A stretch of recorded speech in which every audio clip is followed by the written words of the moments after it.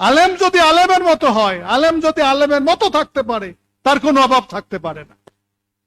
আর আলেম যদি লুবি হয়, আলেম যদি ফাঁকিবাজ হয়, আলেম যদি অদূরদর্শী হয়, আলেম যদি অন্যের পাও চাটে, তাহলে সে কোথায় ইজ্জত, কোথায় খাওয়া, কোথায় অর্থ, কিছু থাকবে না।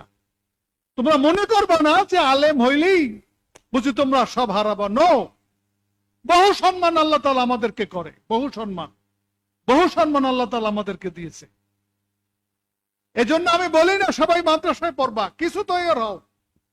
আমাদের অনার্সের মোট কোঠা 450, 4 সাবজেক্টে 4-5 200, আর কোরআন হাদিসের 125, 125 250, এই সব মিলাইয়া 450 কোঠা। এবং ফিকা এবার নতুন সাবজেক্ট হয়েছে। তোমরা 1200 মানুষের মধ্যে 450 আলেম হওয়ার মানুষ যদি না থাকে দারুন নাজাদের এই ক্যাম্পাসে, তাহলে এই জাতি নিয়ে তো দুশ্চিন্তার বিষয়, ভয়ের বিষয়।